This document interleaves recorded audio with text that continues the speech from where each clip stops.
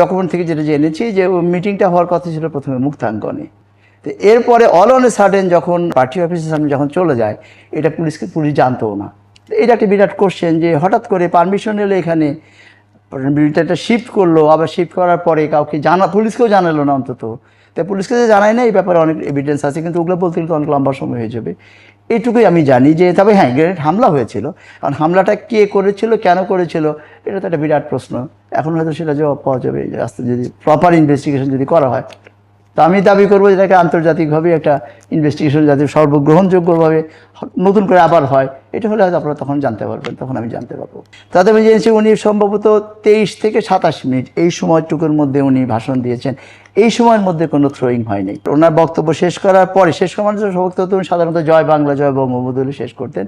শেষ করার 3 থেকে 5 মিনিট পরে থেকে থ্রোয়িংটা হয়েছে। ইনভেস্টিগেশন এক্সপার্ট যারা, তারাও বলে যে এইটা এমনও হতে পারে যে এই সময়টুকুর মধ্যে তো উনি কখনই এইটা বলার পরে কার স্টেজে অপেক্ষা করেনি, উনি ওনার গাড়িতে উঠে যেতেন। এবং ওনার গাড়ি তো ছিল একদম স্টেজের পাশে, এটা বুলেট প্রুফ মার্সিডিজ গাড়ি।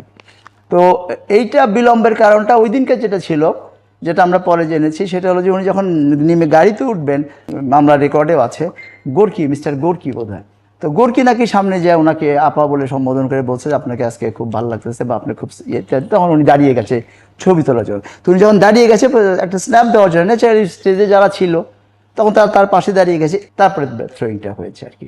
গাড়িতে যদিও ওনারা ক্লেম করেছিলেন যে গাড়িতে গুলির দাগ আছে বা আছে, তো ওই সময় অন্য একটা কাজে, অন্য একটা পারপাসে FBI এর একটা টিম ছিল বাংলাদেশে। তো তখন যে the then prime minister Begum Khaleda Zia, উনি তো খুবই সিরিয়াস ছিলেন। উনি ঘটনার পরে শেখ হাসিনাকে দেখতে যেতে চাইছেন, বাসা অ্যালাউ করে নাই। এরপরে উনি নিজে যে আমাদের আইবি রহমান সাহেব ওনার ওখানে গেছেন, ওখানে যে চিকিৎসা খবর নিয়েছেন। উনি তো তখন একদম খুবই স্ট্রিক্ট ছিলেন যে কোনোভাবে। তো তখন ওনার নোটিশে যখন আনা হয় যেখানে FBI একটা টিম আছে, তো তখন উনি বলছিলেন ঠিক আছে ওনাদেরকে যদি আমাদেরকে একটু সাহায্য করে কাজে লাগাও। তো FBI টিমটা সদনে গিয়েছিল গাড়িটা দেখার জন্য যে গাড়িগুলি কোথায় লেগেছে। একসময় তো ওরা এইটাও ক্লেম করেছিল যে চাকাই নাকি পাংচার হয়ে গেছে আপনার গুলিতে।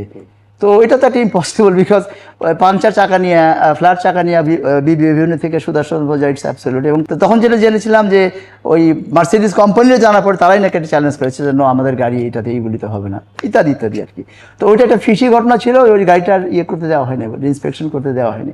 আমাদের বাংলাদেশ পুলিশ বা ডিএমপি পুলিশকে তো অ্যালাউই করে না, ইভেন FBI টিমটাকে ওনার অ্যালাউ করে না তখন। এবং ওটাকে অনার করা হয়েছিল, যদিও আইনে কিন্তু ছিল ইচ্ছা করলে ইনভেস্টিগেটিং অফিসার এনিহোয়ার তদন্তের জন্য যেতে পারে, তাকে কেউ বাধা দিতে পারে না। বাট আমরা ওই সময় সরকার বা পুলিশ বিরোধী নেত্রীকে ওইভাবে একটু অতটুকু শ্রদ্ধা বা সম্মান দেখিয়েছে, তখন এই কাজটা তো ছিল। অন্তত আন্তর্জাতিকভাবে এটা একটা এমন একটা তদন্ত অনুসন্ধান করা উচিত যাতে করে প্রকৃত চিত্রটা বের হয়, অন্তত দেশের জনগণ জানুক, সারা পৃথিবীর মানুষ জানুক যে আসলে ঘটনাটা ঘটেছিল এই। কারণ আপনি এখন তদন্ত করে যাই করেন না, কারণ আপনি কি আমার 12.5 বছর ফেরত দিতে পারবেন?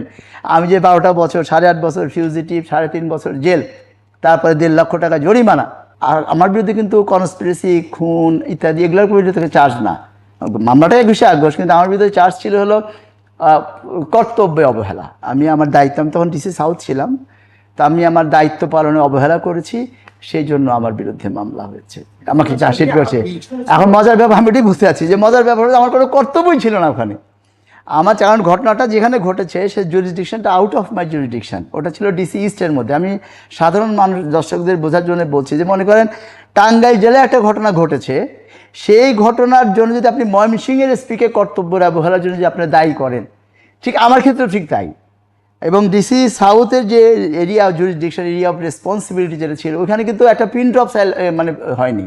হ্যাঁ, তো শুধু বোধহয় একটা গ্রেনেড পাওয়া গেছিলো ওই যে আমাদের ওসমানী উদ্যানের মধ্যে, যেটা মিলিটারি আর্মি, তখন তো আমাদের পুলিশের বোম ডিসপোজাল টিম কিন্তু ছিল না। অনেকে বলে যে আমরা মিলিটারিকে ডেকে নিয়ে এসে তাদেরকে বোম উদ্দেশ্যমূলক ডিসপোজ করেছি, নো।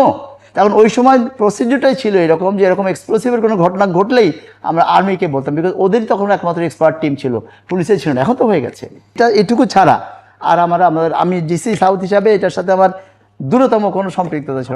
এরপরে তো এই যে 2009 সালে আবার যখন সরকার পরিবর্তন হয়ে আওয়ামী লীগ সরকার আসলো, এসে তো আবার এটাও আইনগত পদ্ধতি যা তারা করেছে আইনগতভাবেই করেছে, কিন্তু সে আইনের কুপ্রয়োগ করেছে। আমি একদিন আমার ওয়াইফের সাথে ওই যে যেদিন বসে আমরা চা খাচ্ছিলাম বিকেল, তখন তো আমি OSD বাসায় থাকি, টিভির স্ক্রলে দেখা যাচ্ছে যে আমি এবং ওবায়দ চার্জশিটেড, মানে টিভির স্ক্রলে দেখতেছি। তো আমি তো থমকে গেলাম যে আরে হোয়াট ইজ দিস। তো তো পরে যাক পরে খবর শুনলাম যে আমার তখন যে সিআইডি ডিআইজি এডিশনাল তো মোকলেস ছিল আমাদের ব্যাচে, ওকে ফোন দিলাম ভাই what is this, I am sorry, ওরা সে টেলিফোনটা কেটে দিল। তখন বুঝলাম না ঘটনা সত্য, এটা হয়তো না। আমি টিভি স্কল থেকে জানছি যে আমি চার্জশিটেড, আর আমি জানতাম না। এরপরে যখন খোঁজ নেওয়া শুরু করলাম যে কেন কী সমাচার, তখন জানতে পারলাম তাদের একটা বেআইনি একটা অনুরোধ বা আদেশ যাই বলেন না কেন, একটা মিথ্যা সাক্ষী দিতে আমি রাজি হই নাই, তারই ধারাবাহিকতায় আমাকে চার্জশিটেড করা হয়েছে বলে আমি পরে জানতে পারছি, এবং তার সত্যতা এবং তার করোবরেশন আমি পেয়েছি। যেহেতু আমি আপনার ওদের কথা মতো এই যে কাজটা করি নাই, তো সেই কারণে ওরা আরও অন্য কিছু করে ফেলতে পারে, তখন তো অনেক কিছু করার সুযোগ বা ক্ষমতা তাদের ছিল। এই সতর্কগুলো আমার কলিগরাই করতো, বিকজ আমারই তো সব কলিগরাই ভাই যারা চার্জশিট দিয়েছে, তারাও যে আমার কিছু হোস্টাইল লোকও ছিল, আবার কিছু সহানুভূতিশীল ছিল যারা যাদের বিবেকে লেগেছে যে একটা নির্দোষ ইনোসেন্ট লোকে দেওয়া হচ্ছে। পরিচিত হলাম আপনার যে 2009 সালের 9ই মার্চ, সোফার আই রিমেম্বার 2009 সালে, মানে এই গভর্নমেন্ট বোধ হয় সোফার আই রিমেম্বার 8ই ফেব্রুয়ারিতে বোধ হয়, 8ই ফেব্রুয়ারি 2009 এই আওয়ামী লীগ গভর্নমেন্ট আসলো। এরপরে তো আমরাও শুনছিলাম যে আরও তাড়াতাড়ি হবে, কিন্তু 25শে ফেব্রুয়ারি মনে আছে কিনা আপনাদের বিডিআর মিউটিনি যে হলো, এই কারণে কিছুদিন দেরি হওয়ার পরে আমার যতটুকু মনে পড়ে 9ই মার্চ 2009 সালে, ওই সময় ওএসডি ছিলাম, মামলা চার্জশিট হয়েছে তো 11 সালে। আমার যে ক্ষতি, এটা যদি আল্লাহ পূরণ না করে দেয় তাহলে এই ক্ষতি পূরণ করার মতো কেউ নাই, এবং আল্লাহ পূরণ করে দিয়েছে মাশাআল্লাহ আপনাদের দোয়ায়।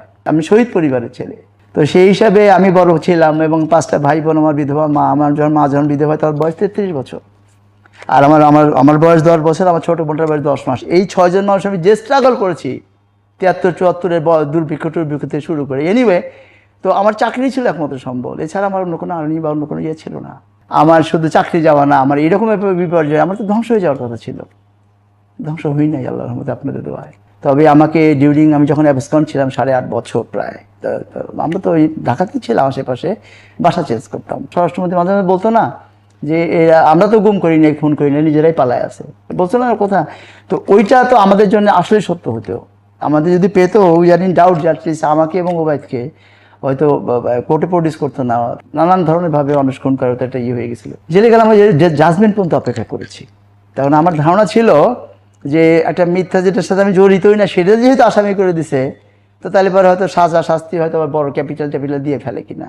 তো 18 সালে যখন হলো, কনভিকশন হলো 18 সালের অক্টোবরে, আর আমি তো তখন আবার যে ডিসেম্বরে ইলেকশন হলো, তখন ডামাডোল কোর্ট ঠিক মতো চলে না, এই জন্যে ইলেকশনটা হয়ে যাওয়ার পরে আমি জানুয়ারি মাসের 30শে জানুয়ারি, 3 মাস পরেই আর কি সারেন্ডার করলাম। জেলখানায় তো আপনার ক্লাস 1 অফিসার হলে অটোমেটিকলি ডিভিশন পাওয়ার কথা, আর কোনো পারমিশন লাগবে না।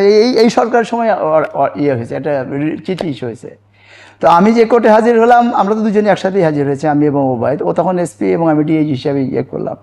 তো আমরা তখন কোর্টে প্রেয়ার দিলাম, আমার লয়ার, যে জামিন যখন হলোই না, তখন তাহলে তাদেরকে ডিভিশন দেওয়া হোক। তো সে লিখে দিল অর্ডার শিটের মধ্যে যে অ্যাজ পার জেল কোর্ট জামিন দেওয়া যাও। গেলাম ওখানে, এরপরে ওখানে একজন ভদ্রলোক ছিলেন, jail super Subrata Kumar Bala R something like that, মনে নাই আমার, এরকমই।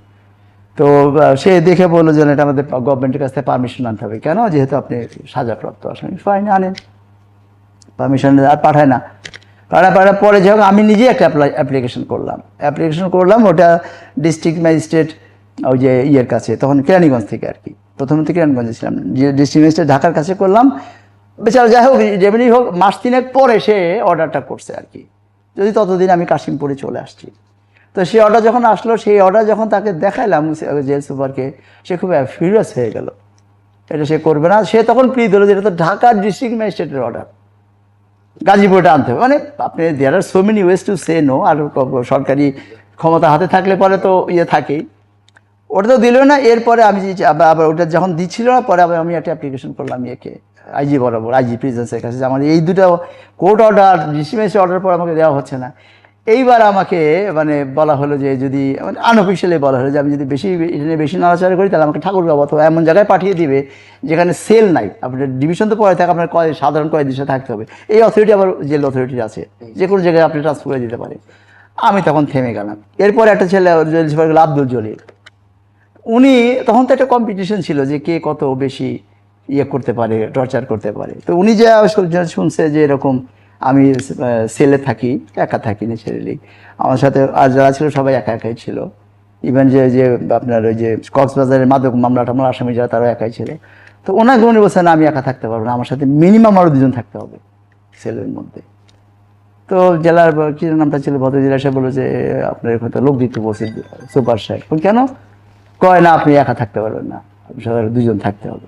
আমরা যে ভাই সবাই থাকতেছে এখানে, আমি ভাই কি অপরাধ করলাম? কয় না উনি বলছে তো এবং শুধু তাই না, সে বলছে দুজন মাদক সেবী সে দিতে হবে আমার সাথে। তো আপনারা তো জানি আপনাদের জেলের সেলের সম্পর্কে আইডিয়া আছে কিনা, 20 ফিট বাই 12 ফিটের রুমের মধ্যে হাফ ওয়াল দিয়ে বাথরুম আর ওখানে থাকা। তো আমি তখন বললাম যে ভাই এত অত্যাচার। তারপরে ওনার ঠিক আছে দুজন অন্তত একজন দাও তাহলে। তো পরে একজনে রাজি করালাম, একজন ছেলে আমার সাথে মানে ডিভিশন তো হয়নি। তারপর যখন সেলে ছিলাম সেখানেও আমাদেরকে ওই ইয়ের সাথে মাদক সেবীর সাথে বসে থেকে আমাদেরকে কাজ করতে হয়েছে।